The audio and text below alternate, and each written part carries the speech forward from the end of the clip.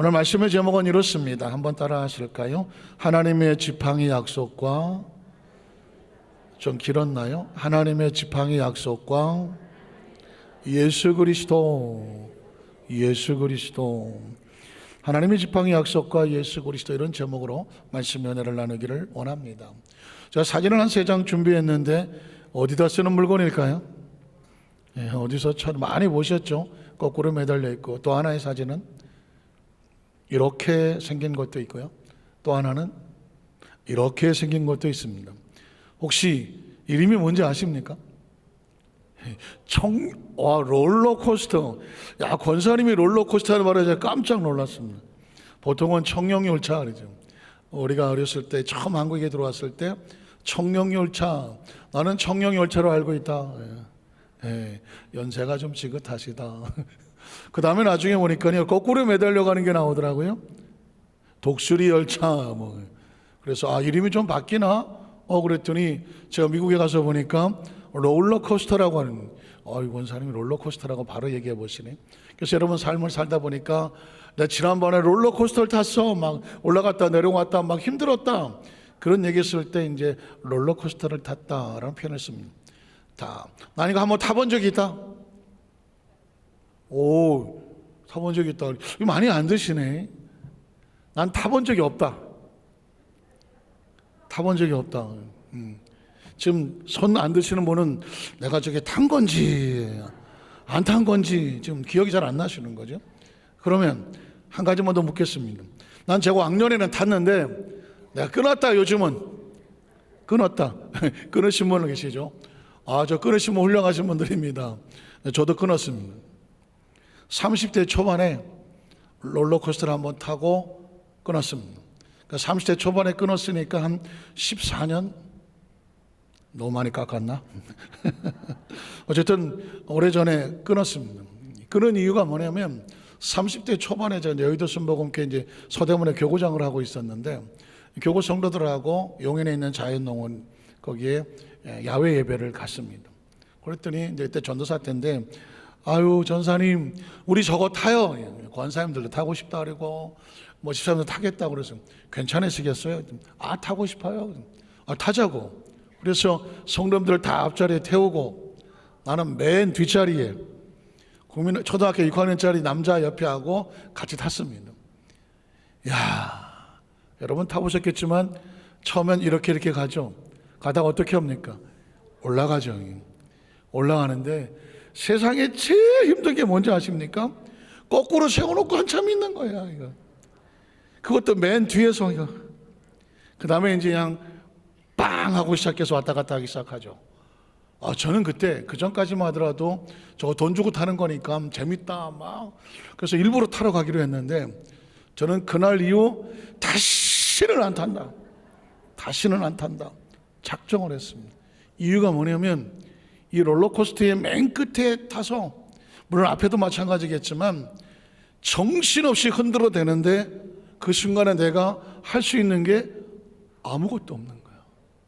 나는 세상에 할 수 있거든이 무슨 말이냐, 믿는 자에게 능침이 못함이 없다, 이러고 살아왔는데 이 롤러코스터 끝에 매달리니까 이건 아무것도 할 수가 없어. 아무것도 없어. 살살 가주세요 할 수도 없고, 내려가는 거 그만 할 수도 없고, 올라가기 싫어요 할 수도 없어. 그냥 그 기계가 시키는 대로, 코스대로 이리 가면 이리 가고, 올라가면 내려가면 정신없이 시키는 대로 따라가는 수밖에 없어. 옆에 있는 초등학교 6학년짜리는 와 재밌다고 소리 지르는데 나는 죽겠어. 아주 그냥 힘들어서.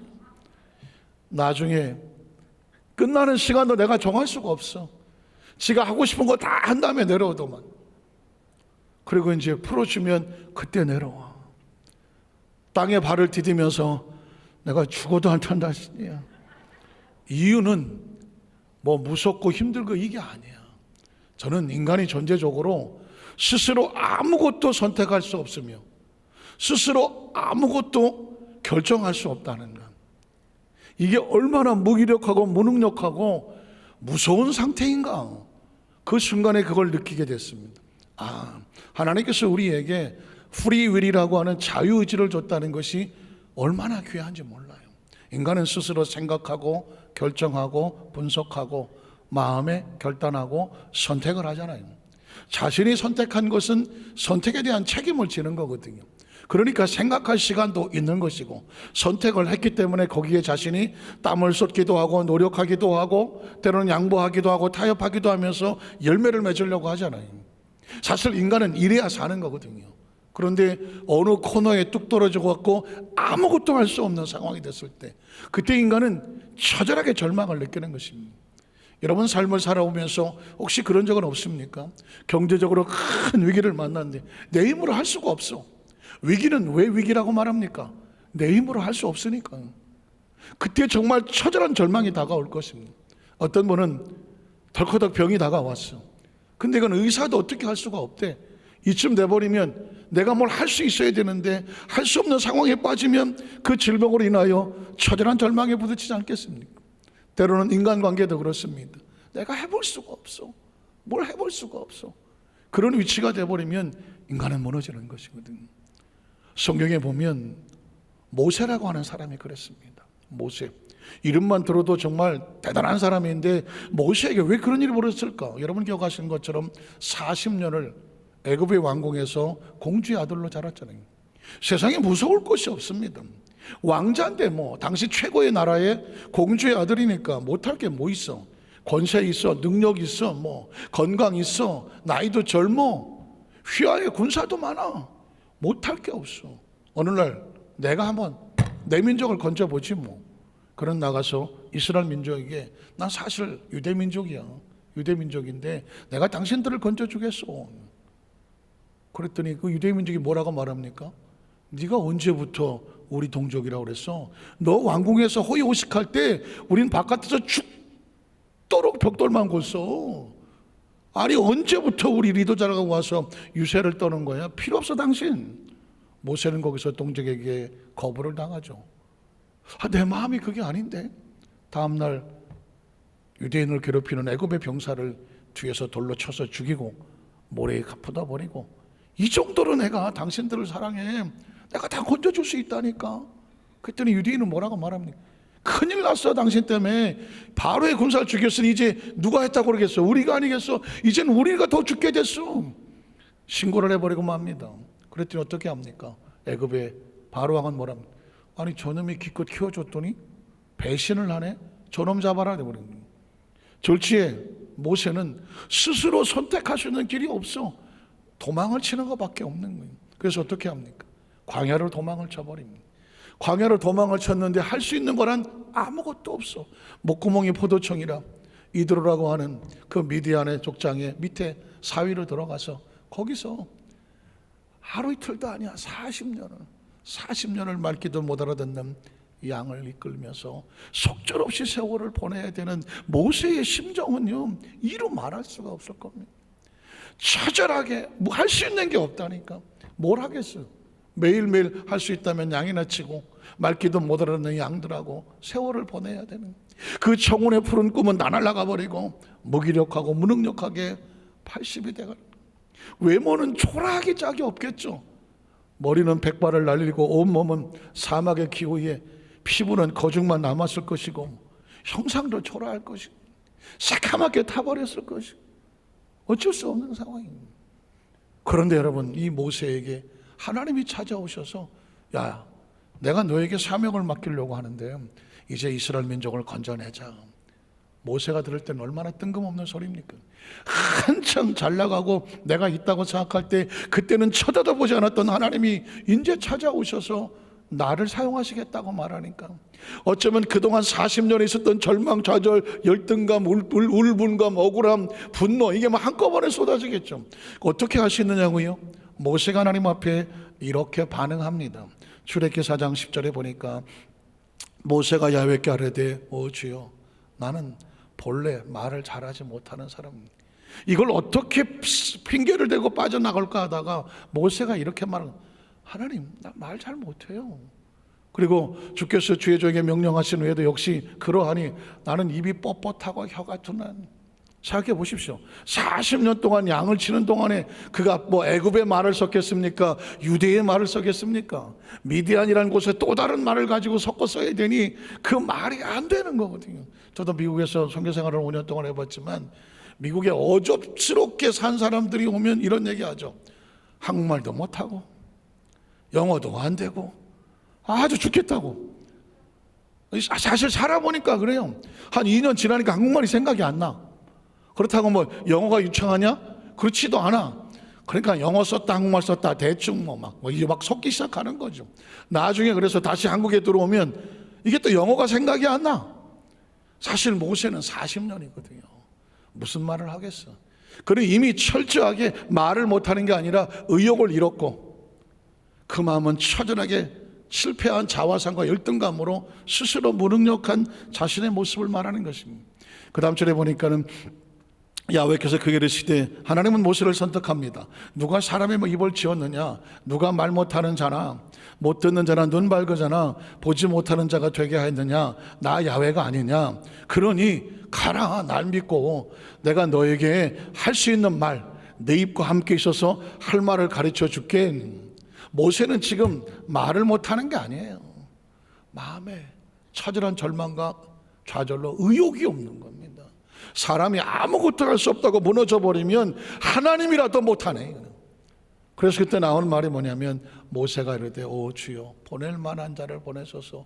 많은 의미가 있죠. 하나님 잘못 보셨고요, 사람 잘못 찾아오셨고요, 난 안 됩니다, 포기하세요. 나도 내가 자신이 없는데 내가 뭘 하겠습니까? 지금 이 말 한마디는 모세는 어쩔 수 없는 스스로 할 수 있는 것이 아무것도 없다고 하는 처절한 외통수에 걸려서 무너져 버린 것입니다. 인생의 삶을 살아가면서 크리스찬들에게도 이런 상황이 올 수가 있는데 내 힘으로 할 수 있는 게 아무것도 없고, 목사님은 강단에 설교를 하고 성경은 그렇게 말하고 있지 않지만 내 형편 처지는 내가 봐도 안 된다고 생각합니다. 오늘 그런 혹시라도 그런 아픈 자화상 그런 생각에 우리 갇혀 있다고 한다면 하나님은 어떻게 모세를 바꾸어 주실까? 그리고 예수를 믿는 사람은 이 상황이 어떻게 바뀌어지는 것일까? 오늘 두 가지 관점에서 한번 말씀을 살펴보기를 원합니다. 우린 첫 번째로 모세의 지팡이를 하나님의 지팡이로 바꾸어 주시는 약속의 말씀을 살펴봅니다. 모세의 지팡이를 하나님의 지팡이로. 자, 출애굽기 4장 1절에 보니까 모세가 대답하여 이르되 그러나 그들이 나를 믿지 않을 거다. 내 외모를 보십시오. 초라하게 짝이 없고, 그리고 내가 무슨 능력으로 나 하나님이 보냈어 라고 말한다면 당신을 하나님이 보냈다고 내가 어떻게 믿어? 뭘 믿어주겠습니까? 내 말을 듣지 아니하고 이르기를 야훼께서 내게 나타나지 아니하셔. 하나님이라고 나 보냈다면 그래도 기골이 장대하고 금빛 무슨 갑옷을 입고 뭐 이따시만한 뭐 관우의 청령 언을더라도 들고 백마를 타고 뭐 이러고 나타나야 그래야 아주 하나님 보내셨다 하겠지. 초라하게 짝이 없는 80의 노구를 이끌고 지팡이 하나 들고 온 사람이 하나님이 나를 보내시오 하면 믿겠느냐? 그런 얘기거든요. 그때 하나님께서 모세의 사고와 인식을 바꿔놓습니다. 그 다음 절에 보면 이렇게 말합니다. 야훼께서 그에게 이르시되 내 손에 있는 것이 무엇이냐? 모세의 손에 뭘 가지고 있겠습니까? 그가 이르되 지팡이입니다. 지팡이는 뭘로 만들었습니까? 나무로 만들었습니다. 모세는 처음에는 양을 치기 위해서 지팡이를 들고 다녔겠죠. 목자는 지팡이를 들고 있으니까. 그러나 나중에 나이가 점점 들어드니 한 70대고 80대면 지팡이는 자기를 이 노고를 지탱하는 나약함의 상징입니다. 어쩌면 이 모세의 지팡이는 모세의 모습을 상징하고 있는지 모릅니다. 스스로 아무것도 할 수 없는 그저 말라 비틀어져 있는 나무 조각에 불과한 이 나무 지팡이, 그거밖에 의지하지 못하는 모세의 모습입니다. 그런데 여러분 보십시오. 하나님은 놀라운 말씀을 합니다. 그 다음 절에 보면 야훼께서 이르시되 그것을 땅에 던져라. 그것이 무엇입니까? 모세의 낡은 지팡이거든요. 그거를 땅에 던져라 하심에 그 땅에 던졌더니 그것이 뭐가 됐습니까? 뱀이 됐다고 말합니다. 엄청난 사는, 지금 하나님은 모세에게 엄청난 레슨을 말하고 있습니다. 조금 아까 전까지만 하더라도 나무 지팡이, 모세의 삶을 상징하는 지팡이였습니다. 나무는 뭐로 만들었다고요? 나무는 뭐로 지팡이는 뭐로 만들었다고요? 나무로 만들었고, 나무는 식물입니까? 동물입니까? 식물이죠. 나무는 식물입니다. 우리가 알고 있는 과학적으로 생물로 알고 있는 종으로 따지면 얘는 식물이에요. 나무는 스스로 움직일 수 없는 그런 존재란 말입니다. 그런데 이 식물이 던졌더니 뭐가 됩니까? 뱀이 됐다고 말하면 뱀은 식물입니까? 동물입니까? 동물이죠. 얘는 스스로 움직일 수 있는 동물이란 말입니다. 그러니까 이건 우리가 볼 때는 인간계에는, 우리가 사는 3차원의 세계는 우리가 학교에서 배우는 상식을 가지고는 있을 수 없는 일이잖아요. 식물이 어떻게 동물이 됩니까? 그래서 성경을 찾아본 사람은 야, 성경은 이거 뭐 상식이 안 맞고 과학이 안 맞고 이건 전설이고 신화네, 이렇게 말합니다. 누구의 기준으로? 인간의 기준으로. 인간이 가지고 있는 지식과 능력의 한계에 식물은 절대로 동물이 될 수가 없습니다. 그래서 자기들이 믿는 것이 아니면 안 믿으려고 하죠. 그러나 성경은 차원이 다릅니다. 성경은 누구의 차원입니까? 하나님의 차원입니다. 하나님의 차원입니다. 하나님께서 식물을 변화해 동물이 되게 했다고 한다면 식물은 누가 만들었습니까? 정확합니까? 동물은 누가 만들었습니까? 하나님 만드셨습니다. 그러니까 지금 모세 앞에서 하나님 뭐라고 말합니까? 움직일 수 없는 식물이라도 무엇으로 바꿀 수 있다? 움직일 수 있는 동물로 바꿀 수 있다. 종을 바꿀 수 있는 존재는 창조주밖에 없거든요. 이 모세 앞에 창조주를 어떻게 설명합니까? 그 눈앞에서 벌어지는 있을 수 없는 일이지만 있어지게 하시는 하나님의 존재라고 하는 건 그런 것입니다. 하나님이 개입하고 하나님이 역사하시는 세계는 존재 자체가 하나님의 능력으로 변화되는 것이거든요. 지금 하나님은 모세에게 지팡이를 변화시키고 있지 않습니다. 모세의 눈앞에 네가 지금까지 살아온 삶은 나무 지팡이처럼 초라하고 나약한 자화상을 가졌지, 난 이것도 못하고 저것도 못하고 난 이런 존재에 가졌던 생각을 깨끗이 던져버리고 말씀에 따라서 움직여봐라. 너라고 하는 존재가 따롭게 새로운 존재로 변화될 수 있다. 새로운 존재, 마치 뱀이라고는 움직이는 존재가 될 수 있다. 누구의 능력 안에서? 하나님의 능력 안에서. 지팡이를 볼 때마다 나는 부족하고 초라하지만 나라고 하는 존재가 하나님께서 사용하시면 전혀 새로운 존재가 될 수 있다. 이걸 바꾸려고 하는 것이 지금 하나님의 레슨이거든요. 여러분, 예수를 믿으면 뭐가 바뀐지 아십니까? 자화상이 바뀌는 것입니다. 예수를 구주로 믿으시면 아멘 하시기를 바랍니다. 지금 여러분의 자신이 어떻게 생각하십니까? 여러분 자신에게 나는 저 나이가 몇 살이다, 나는 출신이, 나는 뭐 어떤 출신이다, 내가 배운 건 여기까지다, 내가 가진 재정 상태는 이렇다, 내가 알고 있는 것은 이렇다, 나의 능력 한계를 너무나 잘 알고, 그래서 내가 할 수 있는 거 할 수 없는 걸 내가 구분하지 않습니까? 그런데 여러분 보십시오. 예수를 믿고 하나님 자녀들은 성경 속은 그렇지 않습니다. 내가 할 수 있는 것은 내가 결정하는 것이 아닙니다. 모세의 지팡이는 능력의 한계가 있지만 하나님의 손에 부여잡고서 그의 이름에 하나님의 이름이 부르면 어떻게 변합니까? 그 능력은 하나님이 바꾸는 것입니다. 우리가 예수를 믿는 이유는 딴 게 아닙니다. 하나님의 자녀가 되면 하나님의 능력은 하나님께서 그 자녀를 통해서 일하여 주시는 것이죠. 그래서 우리가 예수를 믿고 하나님 바라보고 나가는 것이지 자신의 능력과 자신의 뱀 가지고 스스로 살아가는 모세의 지팡이가 아니란 말입니다. 우리는 하나님의 지팡이가 되는 거거든요. 그래서 하나님께서는 이 모세의 지난 40년 동안에 굳어버리고 절망하고 좌절하고 난 이렇게밖에 못한 덕지 붙어있는 절망적인 생각, 그의 꿈과 사고, 언어, 표현, 습관, 본성, 본질 자체를 긁어버려야 돼요. 하나님의 생각과 사고를 새롭게 바꿔 놓아야 그 다음부터 하나님께서 뭘 할 수 있느냐? 일할 수 있기 때문입니다. 이 엄청난 사건입니다. 하나님께서 모세의 눈 앞에서 네 지팡이를 던져라. 던졌더니 그것이 뱀이 되었더라. 그것이 이제 어떻게 됩니까? 모세는 엄청난 충격, 한 번도 보지 못했던 장면입니다. 하나님은 계속 이어갑니다. 모세가 뱀 앞에서 피하며 야훼께서 모세에게 이르시되 내 손을 내밀어 그 꼬리를 잡아라. 그가 손을 내밀어 그것을 잡으니 그의 손은 다시 뭐가 됐더라? 지팡이가 됩니다. 잘 보십시오. 아까 전까지는 지난 40년 동안 의지했던 모세의 지팡이였습니다. 그는 하나님을 만나고 하나님 말씀에 따라 순종하여 집어 던졌다가 다시 잡았더니 뱀이 되었다가 다시 손에 들어온 지팡이가 됐습니다. 이 지팡이는 더 이상 과거의 모세의 지팡이가 아닙니다. 하나님의 능력이 나타났던 하나님의 지팡이가 됩니다. 믿으십니까? 이게 하나님께서 예수를 믿는다는 것은 교육이 아닙니다. 교양이 아닙니다. 예수를 믿는다고 한다는 건 종교가 아닙니다. 예수를 믿었다는 건 생활이 아닙니다. 예수를 믿는 존재적으로 우리의 사고가 바뀌는 것입니다. 우리의 인식이 바뀌는 것입니다. 우리의 차원이 달라지는 것입니다. 하나님의 나라가 우리 속에 들어와서 우리를 통해서 이런 역사를 무한대로 만들어내는 것입니다. 그것을 믿고 의지하고 나가는 사람 속에 자화상이 바뀌어지는 것이죠. 난 외모는 똑같아. 외모는 똑같다고. 지팡이 모습은 원래 똑같아. 그러나 그 속에 있는 본질은 달라지고 있고 하나님 역사하시고자 하는 꿈과 약속이 달라지고 있습니다. 계속 이어볼까요? 그 다음 절에 보니까 뭐라고 말합니까? 이는 그들에게 그들의 조상의 하나님 곧 아브라함의 하나님, 이삭의 하나님, 야곱의 하나님 야훼가 내게 나타난 줄을 믿게 하려 함이라.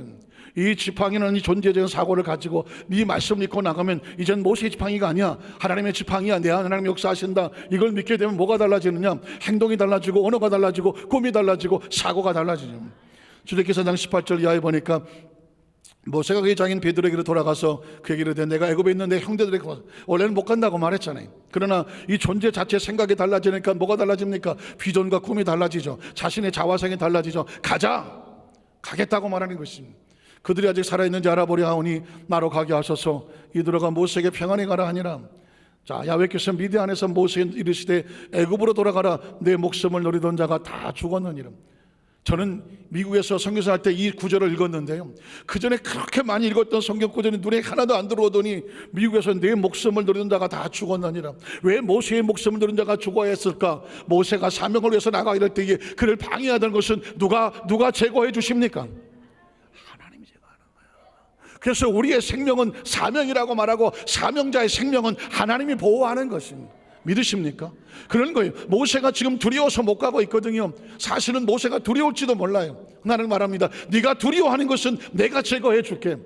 너는 하나님의 말씀과 사명을 가지고 나아가기만 하면 돼. 네가 지금 염려하는 거 내가 제거해 줄게. 네가 걱정하는 거 내가 제거해 줄게. 우리는 믿음을 할 때 육신의 생명으로 살지 않습니다. 하나님 맡겨진 사명으로 살아가는 것입니다. 그 다음 절에 보면 그래서 모세 그 아내와 아들들을 나귀에 태우고 애굽으로 돌아가는데 모세가 밑줄을 치셔야 되겠죠. 누구의 지팡이? 원래 누구 지팡이였는데, 그런데 어떻게 변했는데?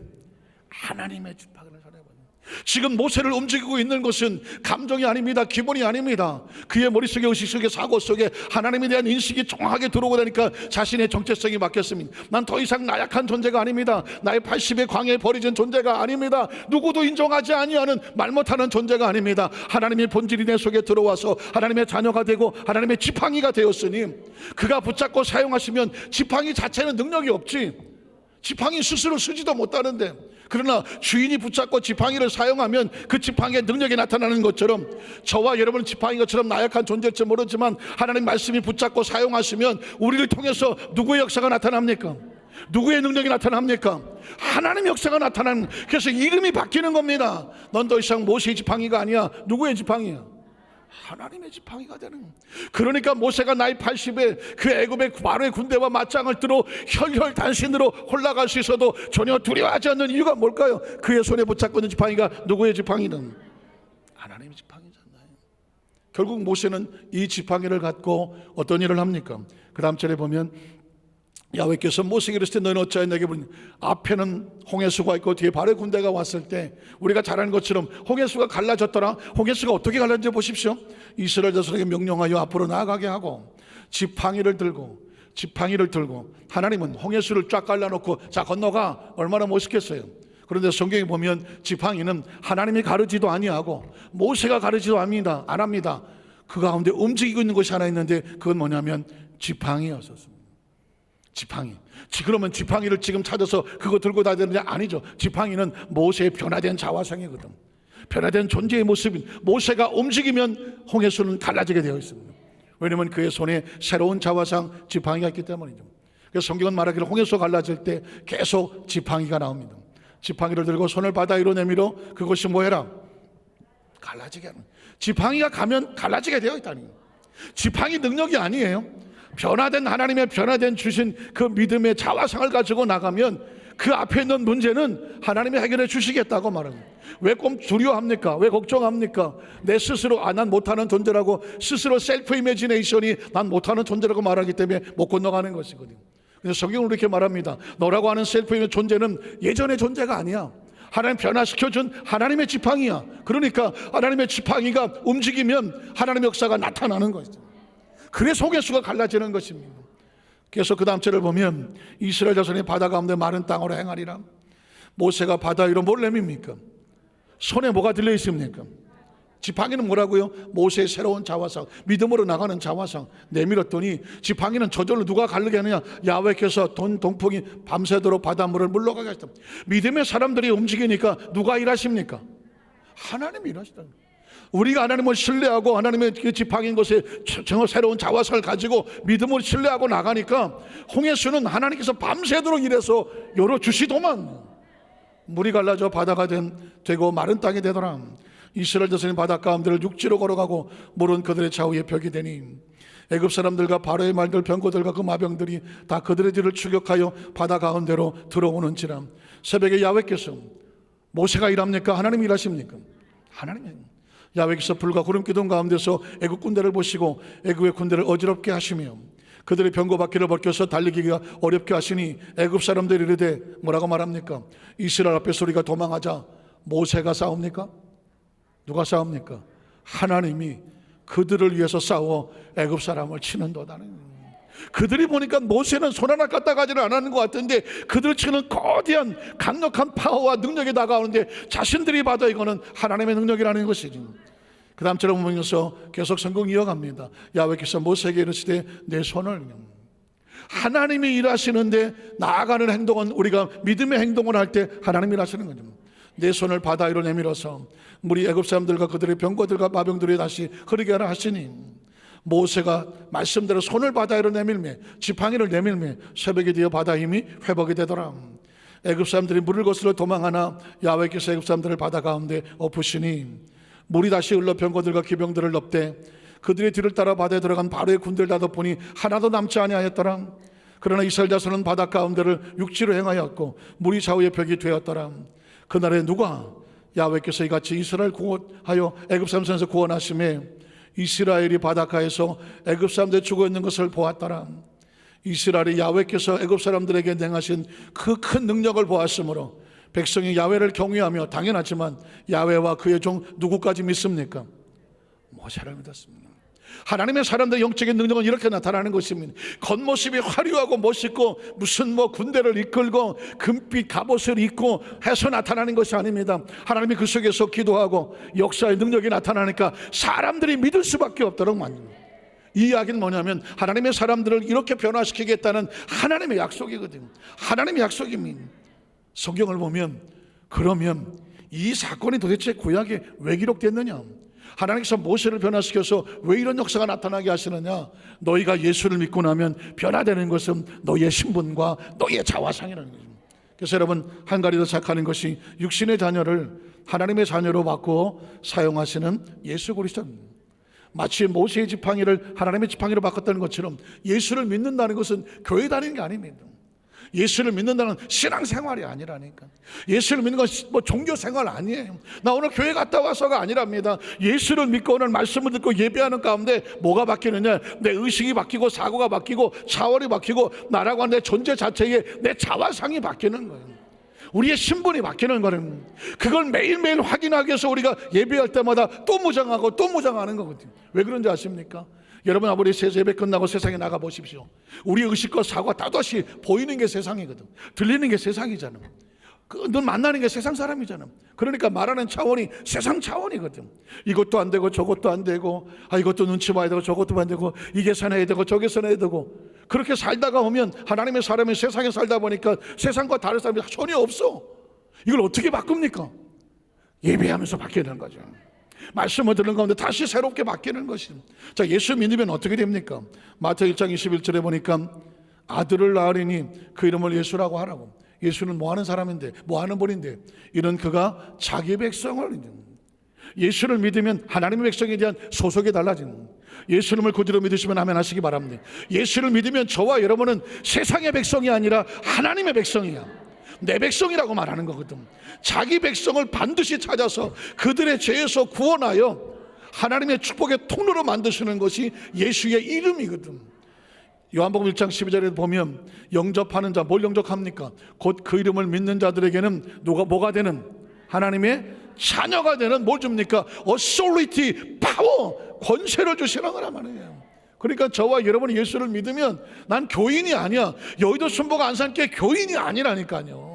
난 기독교 신조가 아니라니까요. 저와 여러분은 하나님의 백성이야. 하나님 백성이란 백성인 무엇입니까? 대한민국 백성은 대한민국이 보호하잖아요. 온 국력을 다 동원해서 보호해야 되는 게 그게 나라와 국민 아닙니까? 마찬가지입니다. 하나님의 백성이라고 말하면 하나님이 할 수 있는 걸 다 동원해서 자기 백성을 보호하는 게 하나님 백성이에요. 하나님의 자녀는 딴 게 아닙니다. 내 새끼는 내가 목숨 걸고 지키려고 몸부림치지 않습니까? 마찬가지입니다. 하나님의 자녀라고 하는 것은 하나님이 자기 새끼처럼 지키시고 보호한다는 의미가 있고요. 그건 특별한 권세일 수밖에 없기 때문에 권세라고 말하는 것입니다. 그 다음 절을 보면 그래서 이는 혈통으로나 육적으로나 부모가 난 자식이 아니에요. 사람을 뜬 것이 아니고 우리는 어디서부터 나왔다? 하나님께로부터 믿으십니까? 왜 하나님을 아버지라고 부르십니까? 우리가 어디서 나왔다? 하나님부터 나왔다. 가끔 제가 이 말씀 읽다가 보면 뭐 홍길동전에서 나오는 호부호영도 못하고 아버지를 아버지라고 부르지 못하고 형을 형이라고 부르지 못하니 내가 무슨 자식입니까? 뭐 이러면서 홍길동이 집을 나가잖아요. 그 당시에는 아버지를 아버지라고 부르고 형을 형이라고 부른다는 게 그게 얼마나 중요한 일이었기 때문에 그렇습니다. 여러분 마찬가지입니다. 예수를 믿지 아니한 사람은 아버지를 아버지라고 부르지 못해. 왜? 아버지가 누군지를 몰라. 예수를 믿어야 눈이 떠지고 귀가 열리고 마음속에 인식이 돼서 아하, 하나님 뭐라고 부른다? 아버지. 한번 따라서 아버지, 아버지, 아버지. 참 저희 아이가 미국에서 큰 사고를 당해서 병원에 입원했을 때 한 이틀 동안 얘는 뭐 땅의 사람이 아니더만 하늘의 사람인데 한 번은 저쪽 구덩이에 앉아갖고 울면서 꼭 있길래 저는 아버지의 덜컥 걱정되잖아요. 아, 이놈이 다시 현실로 돌아왔나? 그래서 자기가 이 사고 당하고 힘들고 이런 것 때문에 우울한가? 그래서 내가 어깨에 손 얹으면서 야 지원 왜 그래? 그랬더니 아니에요. 왜? 그랬더니 아버지하고 대화하는 중이래. 아버지하고 대화하는 중이래. 이 자식이 아버지가 둘인가? 아버지하고 대화하는 중이래. 그래서 그래? 뭔 대화를 하는? 아버지가 주시는 마음으로 큰 자기 기도하고 이렇게 대화하는 중이래. 그래서 내가 아무래도 찝찝해갖고 그럼 난 뭐냐? 난 뭐냐고 물었어. 이제 어리석은 질문이지만 난 뭐냐 했더니 아빠지. 이야, 이놈이 하나님은 아버지라고 부르더만 나는 아빠라고 부르더라고요. 아빠라고. 그 또 말이 돼 또. 그 순간 조금 서운하려고 그랬지만 깜짝 놀랐죠. 이 아이가 그 영적인 차원에 들어가서 깊이 들어가서 그 하나님 아버지와 깊은 교제와 교통을 하는 아버지라고 이름을 부르는 게 그게 엄청난 축복인 거예요. 왜냐하면 그걸 권세라고 말하거든. 그건 어디서 온 거냐? 하나님께로부터 온 거라고 말합니다. 성경을 계속 읽어볼게요. 요한복음 3장 16절도 보면 하나님이 세상을 이처럼 사랑하사 독생자를 주셨으니 이는 그를 믿는 자마다 멸망하지 않고 뭘 줘요? 영생에 감격하십니까? 영생에 감동하십니까? 영생이란 단어에 눈물을 흘리십니까? 저는 어려서부터 신앙생활을 했어요. 거의 모태신앙 같이 교회 안에 자랐어요. 늘 성경에 자랐고 저는 뭐 교회 학교 가는 것보다 교회가 좋았고 집보다 교회가 거의 교회에서 살았어요. 그러다가 이게 목사가 돼서 여기까지 와서 지금도 교회에 있지 뭐. 그런데 그러다가 보니 뭐가 문제냐? 영생, 구원, 뭐 은혜, 뭐 찬송, 말씀, 복음, 선교, 전도 이런 단어들이 너무 익숙하잖아. 너무 익숙해. 그러다 보니까 뭐가 없냐? 감동이 없잖아. 감동이 없잖아. 사랑하는 성도 여러분, 크리스찬의 최고의 위기는 뭐냐? 감동을 잃어버리는 거예요. 구원이란 단어에 감격하십니까? 내가 받은 구원. 은혜란 단어에 감격하십니까? 내가 받은 은혜. 뻔히 아는 구원, 뻔히 아는 그런 은혜가 아니라 그 내가 받은 은혜, 내가 받은 구원, 내가 받은 복음, 내가 받은 성령 믿으십니까? 내가 받은 이 생명의 거듭남, 이 하나하나에 매 순간 감동하지 않으면 죄송한 얘기지만 신앙은 위기를 만나고 있는 거예요. 영생이란 나는 먼 이야기가 아니잖아요. 이 생명을 존재하는 이 생명들은 어떻게든지 땅에서 오래 살고 싶어 하잖아요. 왜? 생명은 오랫동안 존재하고 싶어 합니다. 그래서 뭐라고 말합니까? 개똥밭에 굴러도 저승보다는 이승이 좋다고 그렇게 육체가 말하는 겁니다. 육체는 죽기 싫어해요. 왜? 생명은 존재하고 싶어 하지 단절되는 건 싫어하는 거거든요. 왜 그러냐? 애시당초부터 하나님은 우리를 영생하도록 만들었거든. 아담과의 죄로 인하여서 육체의 죽음 120을 넘지 못할 거다라고 말했습니다. 그때부터 이 생명은 어떻게든지 살려고 그래. 죽는 게 싫어. 그러나 여러분 보십시오. 예수를 믿음으로 말미암아 우리에게 이 덫이 이 함정에서 튀어나왔잖아. 영원히 살게 하세요. 영생이 뭡니까? endless life야. 끝이 없어. eternal life, 영원한 생명이야. 죽음이 없는 생명이야. 믿으십니까? 예수를 믿고 이 은혜가 내 그런 존재가 됐다면 세상에 뭐가 두려운 것이냐고 말입니까? 죽을까봐 두려운 것이지, 죽음이 없는 영원생이 보장되어 있는 그 이름을, 자기 존재를 안다고 한다면 우리는 두려워할 자가 아니라니까요. 믿으십니까? 이걸 단어 하나하나 속에서 이걸 감격하고 살아가는 사람이 크리스찬인 거지, 무리만 크리스찬이 아니. 그래서 내가 교인이 아니다, 성도가 아니다, 무슨 교적이 있는 게 아니다. 존재적으로 하나님의 백성이고 하나님의 자녀다. 영생할 존재다, 존재. 믿으십니까? 성경은 지금 우리에게 그걸 외치고 있는 것이죠. 그래서 그것에 대한 보장은 바로 예수님의 이름이죠. 요한복음 14장 13절 14절에 보면 너희가 내 이름으로 마치 모세에게 지팡이를 줬던 것처럼 크리스찬들에게 우리가 받은 증표는 무엇입니까? 우리가 받은 이 지팡이는 뭡니까? 예수의 이름이죠. 너희가 내 이름으로 무엇을 구하든 내가 행하리니 이는 아버지로 하여금 아들로 말미암아 영광을 받으시게 하려 함이라. 내 이름으로. 하나님의 지팡이가 나가니까 홍해수가 갈라지는 것처럼, 하나님의 지팡이 같은 아말렉이 무너져 내리는 것처럼, 하나님 백성들이 예수의 이름으로 나가면 어떻게? 내게 구하면 내가 행할 것이다. 성경은 계속 이어집니다. 또 그 다음 절에 보면 내가 아직 너희와 함께 있어서 이 말을 너희에게 하였거니와 보혜사 곧 아버지께서 성령도 누구의 이름으로? 예수의 이름으로. 그러니까 예수의 이름으로 성령의 역사가 나타나는 것이고, 또 그 다음 절에 보면 내가 내게 말한 이 모든 걸 생각나게 하리라. 11 제자가 갈릴리에 가서 예수께 지시한 산에 이르러서 예수를 뵙고 경배하나 아직도 예수의 부활을 의심하는 사람들이 있더라. 예수께서 나와 말씀하여 이르시되 하늘과 땅의 모든 권세를 내게 주셨으니 그럼 너희는 가서 모든 민족을 제자로 삼아서 아버지, 아들과 성령의 이름으로. 그 권세와 능력을 이름으로 나가면 우리 앞에 있는 홍해수는 갈라지게 되어 있다니까요. 아말렉이 쫓아옵니까? 아말렉은 하나님께서 막아주게 되어 있다니까. 바울의 군대가 쫓아옵니까? 그들은 더 이상 너희가 건넜던 홍해수에서 살아남지 못하리라. 너희의 목숨을 노리던 자가 다 죽었느니라. 그러니까 우리가 이 눈에 보이는 걸 두려워하는 것이 아니라 내 안에 계신 하나님의 지팡이를 들고 나가는 믿음이 중요하다고 말하는 것이죠. 성경은 계속 이어집니다. 그 다음 절에 보면 내가 내게 분부한 모든 것을 너만 알고 있지 말고 가르쳐 지키는 자가 되라. 마가복음 16장에 또 말합니다. 믿음이 마음이 완악한 것을 꾸짖으는 자기가 살아난 것을 본 자들의 말을 믿지 아니함이더라. 또 이르시되 너는 온천에 다니며 만민에게 복음을 전파해라. 믿고 침례를 받는 사람은 구원 얻을 것이고 믿지 않는 사람은 정죄를 받으리라. 믿는 자에게 이런 표적이 따르니 곧 그들이 누구의 이름으로? 예수의 이름입니다. 크리스찬에게 강력한 믿음의 지팡이는 뭐냐? 예수의 이름으로.